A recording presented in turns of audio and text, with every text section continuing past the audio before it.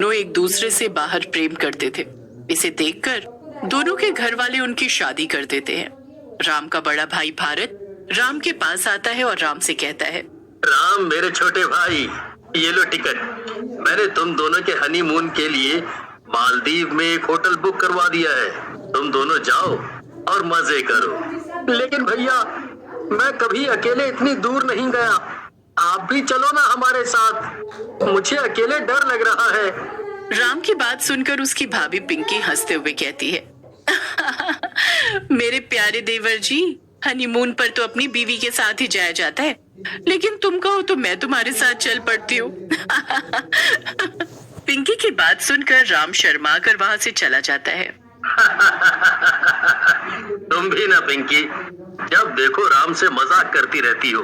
देखो, वो यहाँ से चला गया।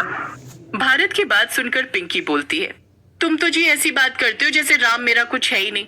अरे वो मेरा भी भाई है, समझे, और मैं तुम्हें उससे ज्यादा ही प्यार करती होंगी, इसीलिए तुम हम दोनों के बीच में ना बोलो तो ही अच्छा है। फिर भारत और पिंकी भी अपने कमरे में जाकर सो जाते हैं और कुछ दिनों बाद राम और शांति हनीमून के लिए मालदीव चले जाते हैं। मालदीव पहुंचकर शांति राम से बोलती है, राम, ये मालदीव तो सचमुच जन्नत है, मजा आ गया यहाँ आकर। शांति की बात सुनकर राम हंसने लगता है और बोलता है,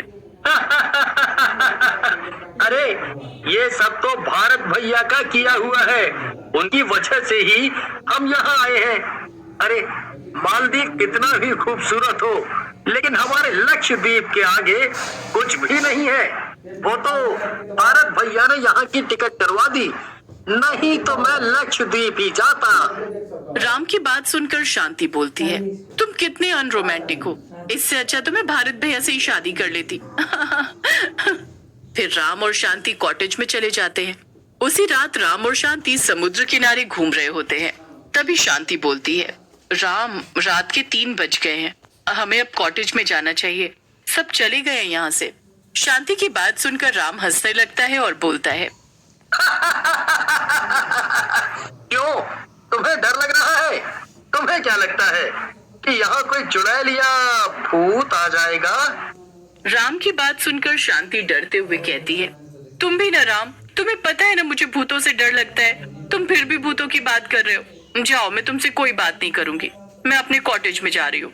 ऐसा कहकर शांति वहाँ से कॉटेज में चली जाती है। राम वहीं समुद्र के किनारे ही रुक जाता है। काफी देर हो जाने के बाद भी जब राम वापस कॉटेज नहीं आता, तब शांति कॉटेज से बाहर झांकती है। बाहर का नजारा देखकर वो डर जाती है। बाहर 3 शैतान राम को चारों तरफ से पकड़कर उसका शरीर नोच कर खा रहे हैं। छोड़ दो मेरे राम को, उसने तुम्हारा क्या बिगाड़ा है? शांति की आवाज सुनकर राम बोलता है, शांति, कॉटेज का दरवाजा बंद कर लो, ये शैतान है, ये तुम्हें भी मार डालेंगे। राम इससे पहले कुछ और करता, एक शैतान उसकी गर्दन को शांति की तरफ उछाल देता है। शांति ये सब देखकर बेहोश हो जाती है। थोड़ी देर बाद शांति को होश आता है और वो भारत को फोन कर देती है, भैया, भैया, हमारे कॉटेज के बाहर शैतान है, उसने राम को मार डाला, अब वो मुझे भी मार डालेगा, मेरी जान बचा लो भैया। लेकिन इससे पहले शांति कुछ और कहती फोन कट जाता है। शांति के कॉटेज में वही तीनों शैतान आ जाते हैं और एक शैतान बोलता है, तूने अपने घर पर फोन लगा दिया। चलो, अच्छा है, हम तीनों को और भी शिकार मिलेंगे। अब तेरे साथ साथ तेरे घर वाले भी मरेंगे। ऐसा कहकर शैतान शांति को भी मार डालते हैं। उधर दूसरी तरफ भारत पिंकी को शांति के फोन के बारे में बताता है, जिसे सुनकर पिंकी बोलती है, शांति की बात सुनकर मुझे तो बहुत ही डर लग रहा है, हमें भी मालदीव चलना चाहिए और देखना चाहिए कि कहीं ये दोनों किसी मुसीबत में तो नहीं है। तुम सही कह रही हो, हमें आज ही निकलना चाहिए। ऐसा कहकर भारत और पिंकी उसी रात मालदीव के लिए निकल पड़ते हैं और अगली सुबह मालदीव पहुंच जाते हैं और राम के होटल में जाकर राम और शांति के बारे में पूछताछ करते हैं। उनकी बात सुनकर होटल का मैनेजर कहता है, भारत जी, जिन दोनों की बात आप कर रहे हो, वो दोनों कल रात से ही होटल में नहीं आए, पता नहीं कहाँ गायब है। हमने खुद पुलिस में उनके गायब होने की रिपोर्ट लिखवाई हुई है। आप चाहो तो उनके रूम में चलकर देख सकते। फिर मैनेजर भारत और पिंकी को लेकर राम और शांति के कमरे में पहुंचता है। राम और शांति का कमरा एकदम साफ सुथरा होता है। ये देखकर भारत और पिंकी दोनों हैरान रह जाते हैं। भारत पिंकी से बोलता है, ये कैसे हो सकता है? जब शांति का फोन आया तो वो बहुत घबराई हुई थी, लेकिन यहाँ तो सब ठीक ठाक लग रहा है। भारत की बात सुनकर पिंकी कहती है, भारत, मुझे तो इस होटल में ही कुछ गड़बड़ लगती है। हमें यहीं रहकर सब कुछ देखना होगा। फिर भारत और पिंकी भी उसी होटल में रुक जाते हैं। रात में होटल में पार्टी चल रही होती है। भारत और पिंकी राम और शांति के बारे में सबसे पूछते हैं, लेकिन कोई कुछ नहीं बताता है। ऐसे कई दिनों तक चलता रहता है। एक दिन वो दोनों समुद्र के किनारे बैठकर बात कर रहे होते हैं। ऐसा कब तक चलेगा भारत? राम और शांति का तो कुछ पता भी नहीं चल रहा है और हमारे पैसे भी अब खत्म होने को आए। कुछ करो। मैं क्या करूं पिंकी? इतना पूछने के बाद भी कुछ पता नहीं चल पा रहा। मेरा राम गायब है। मैं क्या करूं? तभी भारत को अपने पास एक अंगूठी चमकती हुई दिखाई पड़ती है। वो अंगूठी देखकर भारत कहता है, अरे ये तो राम की अंगूठी है।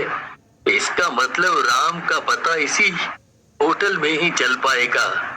भारत और पिंकी वहीं बैठे होते हैं कि तभी एक बच्चा आता है।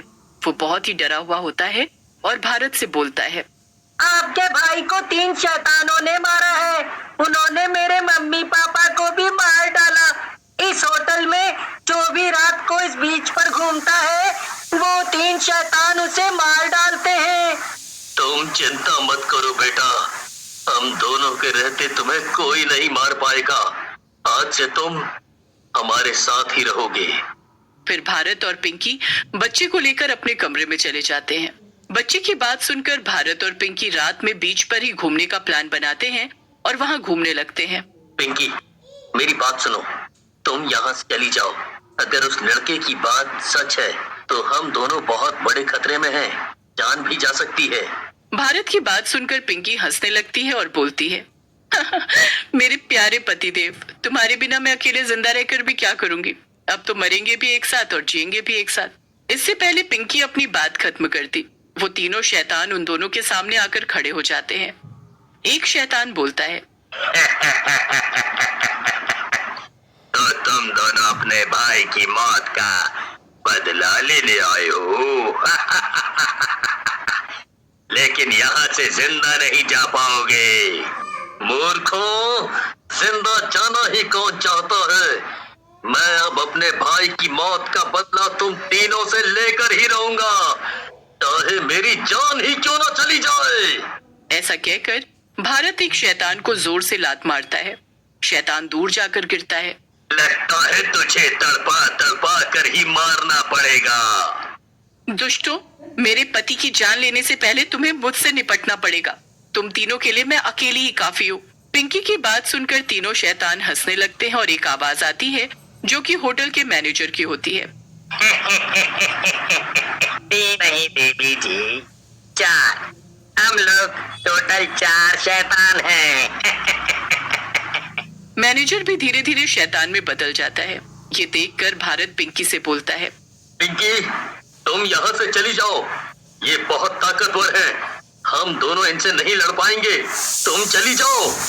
भारत की बात सुनकर पिंकी हंसने लगती है और बोलती है, तुम सही कह रहे हो भारत, हम दोनों इनसे मुकाबला नहीं कर सकते, लेकिन हमारे राम भगवान तो इनसे मुकाबला कर सकते हैं ना। ऐसा कहकर पिंकी भगवान राम की मूर्ति निकालती है। मूर्ति में से तेज प्रकाश निकलने लगता है जो कि उन चारों के ऊपर पड़ता है। प्रकाश पड़ते ही वो चारों शैतान पिघलने लगते हैं। दुष्ट औरत, ये तूने क्या किया? हम चारों पिघल रहे हैं। ये तो भगवान राम की महिमा है दुष्टों। अब तुम चारों का मरना तय है। थोड़ी ही देर में चारों शैतान पिघल जाते हैं। फिर पिंकी और भारत उस बच्चे को लेकर अपने साथ अपने देश भारत वापस आ जाते हैं।